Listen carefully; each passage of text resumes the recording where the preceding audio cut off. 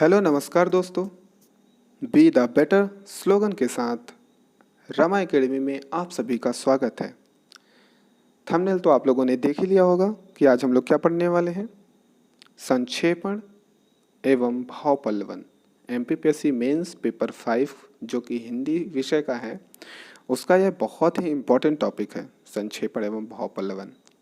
तो आज हम लोग देखेंगे संक्षेपण क्या है, संक्षेपण का फॉर्मेट, भाव पल्लवन क्या है, भाव पल्लवन का फॉर्मेट और कुछ प्रीवियस ईयर के क्वेश्चंस देखेंगे। ठीक है दोस्तों, अंत तक बने रहिएगा। यकीन मानिए बहुत ही फायदेमंद वीडियो है।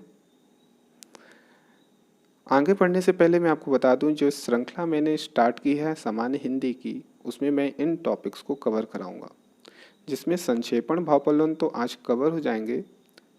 इसके अलावा प्रशासनिक शब्दावलियों की मैंने एक सीरीज स्टार्ट की है, जिसका पार्ट 1 ऑलरेडी आ चुका है। जिन बच्चों ने नहीं देखा है ज़रूर जाकर के देखें। उसके बाद मैं प्रारूप लेखन कवर कराऊंगा, देन फिर प्रतिवेदन कवर कराऊंगा। प्रारूप लेखन में ये सारे टॉपिक आपको कवर कराऊंगा और इनकी फॉर्मेट भी बहुत अच्छे से आपको बताऊंगा। तो आइए शुरू करते हैं। संक्षेपण। संक्षेपण मीन्स सीमित करना। संक्षेपण मीन्स सीमित करना। कितना सीमित करना? 1/3 शब्दों में सीमित करना है आपको। एग्जाम में आपको एक पैराग्राफ दिया होगा, गद्यांश दिया होगा, उस गद्यांश को ध्यानपूर्वक पढ़िएगा। पढ़ने के बाद अपने शब्दों में सीमित करना ही संक्षेपण कहलाता है। ठीक है दोस्तों। भाव पल्लवन संक्षेपण का ही विलोम है। संक्षेपण का विलोम भाव पल्लवन।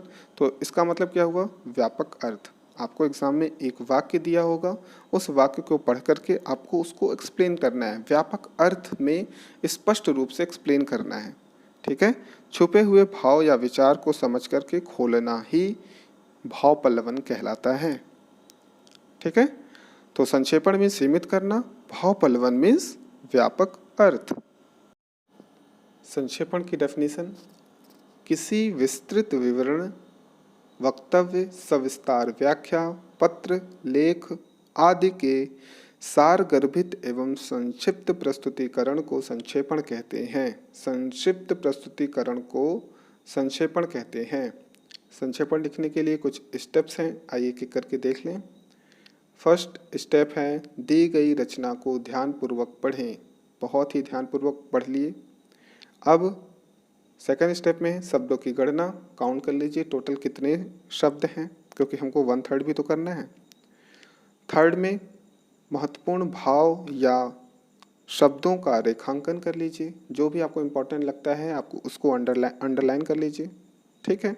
देन आप शीर्षक डिसाइड कर लीजिए, टाइटल क्या है हमारा। संक्षेपण के लिए हम टाइटल देने वाले हैं ना, तो उसका आप शीर्षक डिसाइड करके लिख लीजिए।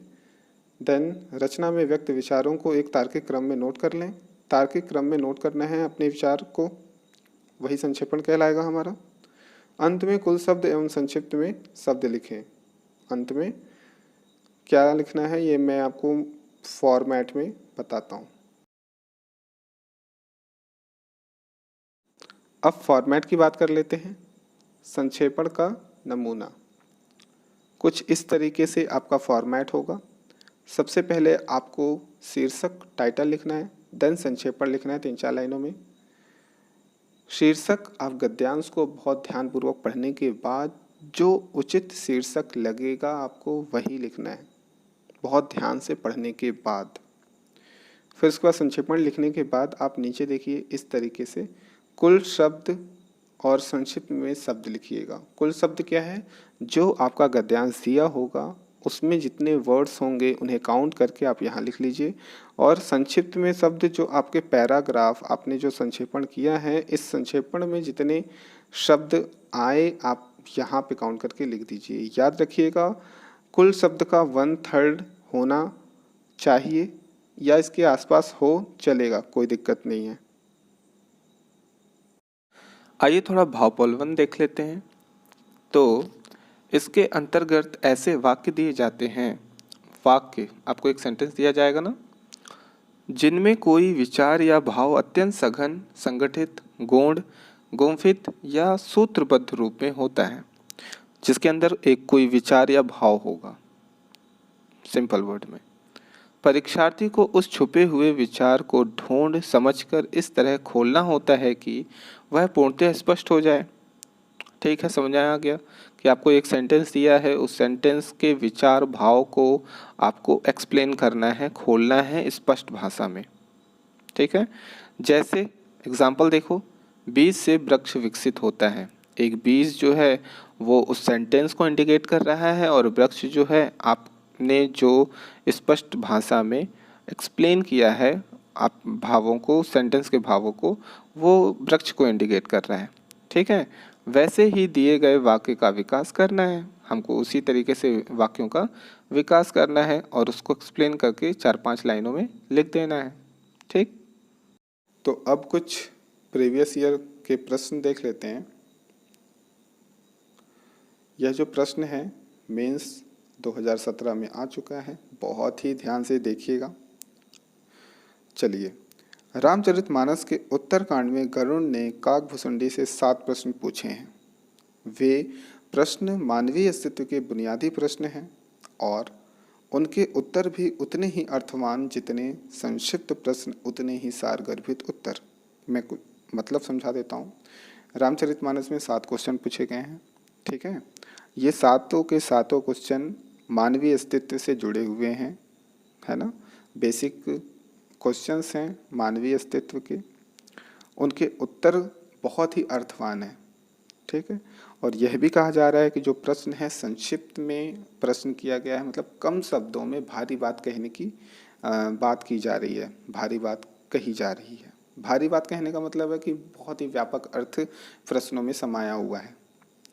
जैसे तुलसी अपने जीवन भर के अनुभवों का निचोड़ दे रहे हों, ऐसा कंपैरिजन किया जा रहा है कि वो तुलसी जी अपने जीवन भर में जितने अनुभव प्राप्त किए हैं उनको निचोड़ के फॉर्म में, क्वेश्चन के फॉर्म में दे रहे हैं। गरुड़ का एक प्रश्न है, बड़ दुख कवन कवन सुख भारी, अर्थात सबसे बड़ा दुख और सबसे बड़ा सुख क्या है ना। काकभुसुंडी एक ही चौपाई में इसका जो उत्तर देते हैं वह तुलसी जैसा बड़ा कवि ही लिख सकता था।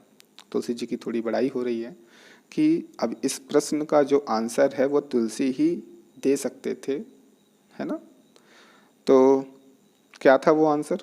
वे कहते हैं, नहीं दरिद्र सम दुख जग माही, संत मिलन सम सुख जग नाही। अर्थात दारिद्र के समान कोई दुख नहीं और संत मिलन के समान कोई सुख नहीं है।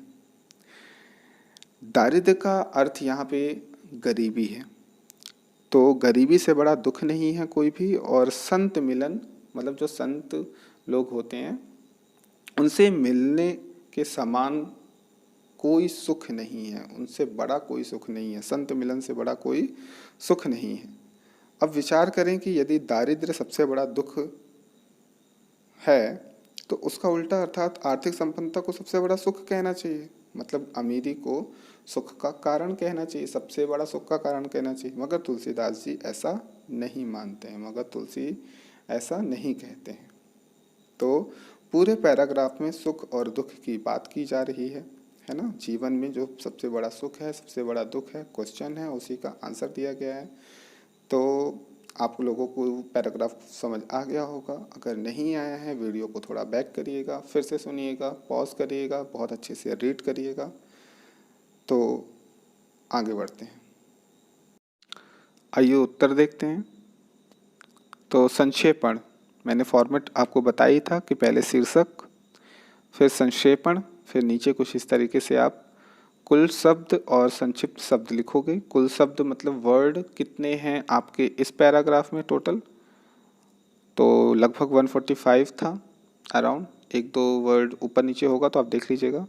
और संक्षिप्त शब्द जो आपने संक्षेपण किया है ना, उसमें टोटल कितने वर्ड्स हैं काउंट करके आप लिख दीजिएगा। और ये काउंटिंग बहुत फटाफट करिएगा, 1-2 वर्ड ऊपर नीचे चलता है। ठीक है, तो आइए देख लेते हैं शीर्षक, जीवन में सुख और दुख। उचित शीर्षक लग रहा है मुझे तो मैंने दिया है। अगर आपको कुछ और उचित शीर्षक लगता है तो आप ज़रूर कमेंट बॉक्स में लिखिए, है ना, बताइए मुझे।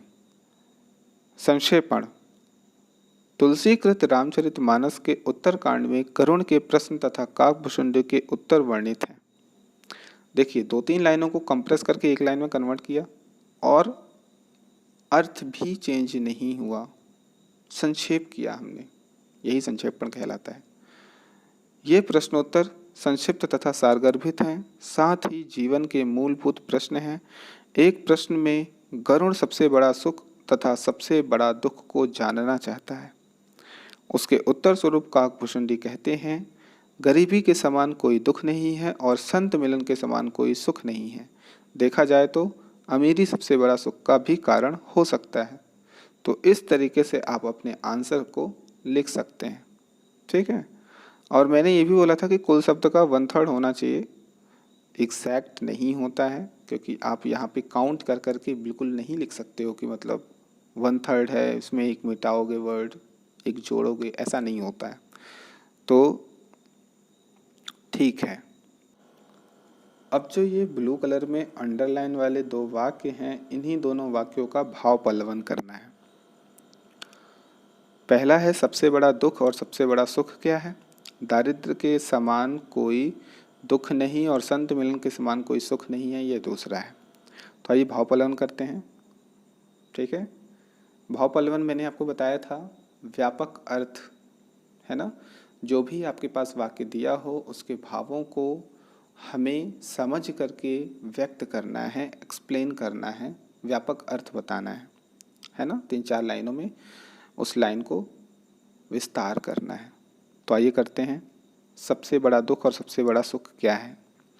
जीवन के तमाम उतार और चढ़ाव के बाद मनुष्य अपने जीवन में जिस मूल प्रश्न से रूबरू होता है वह है सबसे बड़ा दुख और सबसे बड़ा सुख। यदि यहाँ दुख का अर्थ शारीरिक पीड़ा नहीं बल्कि वेदना है जो मनुष्य के जीवन को व्यापक रूप से प्रभावित करता है, वहीं खुशी का आशय तात्कालिक या क्षणिक खुशी नहीं है बल्कि आनंद की स्थिति है, जिस स्थिति में कोई दुख परेशानी नहीं होती है। ठीक है, समझ आया? कितना बढ़िया तरीके से एक्सप्लेन किया गया है ना। उसी तरीके से दूसरे वाक्य को एक्सप्लेन करते हैं। क्या है वो? दारिद्र के समान कोई दुख नहीं और संत मिलन के समान कोई सुख नहीं। ये वाला क्या है? जिंदगी के तमाम सवालों से टकराता मनुष्य जब दुख और सुख के उत्तरों को तलाश करता है तो पाता है कि गरीबी, अभाव, वंचना के समान कोई दुख नहीं है, क्योंकि गरीबी अन्य कई दुखों का कारण है।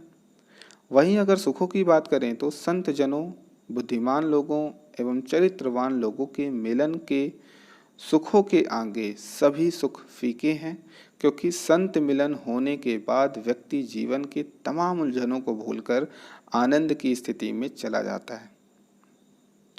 तो हमने इस सेंटेंस का भी अर्थ व्यापक रूप से व्यक्त कर दिया, भावों को व्यापक रूप से व्यक्त कर दिया। यही भाव पल्लवन है। ऐसे ही आपको 4-4, 5-5 लाइनों में व्यक्त करना है, व्यापक रूप में विस्तार करना है।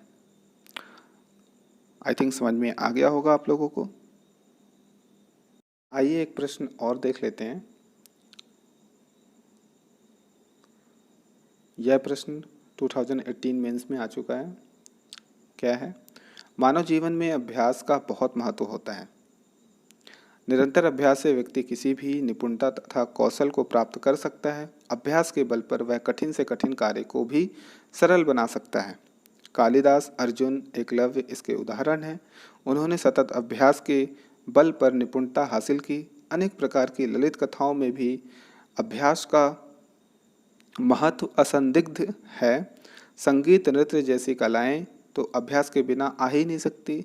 भारत के प्रसिद्ध खिलाड़ी ध्यानचंद के जादू का एकमात्र कारण उनका सतत अभ्यास ही था। तो आप लोगों ने बहुत ध्यान से पढ़ा पैराग्राफ, तो हमने क्या पाया पैराग्राफ में? सतत अभ्यास, कंटिन्यू प्रैक्टिस।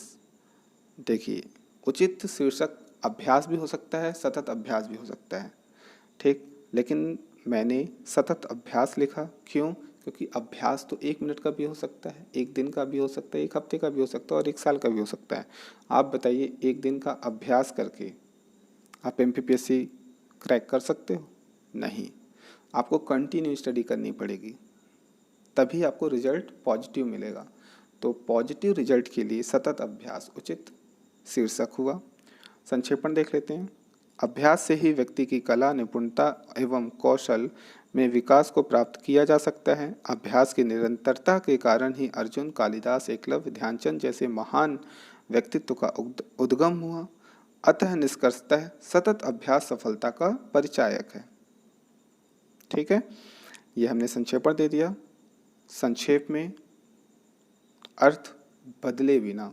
ठीक, अंत में हमने कुल शब्द और संक्षिप्त में शब्द लिख दिए 90 to 40 काउंट करके। उसके बाद हमने भाव पल्लवन लिखा, किसका? इस ब्लू वाली लाइनों का। क्या है ये वाक्य?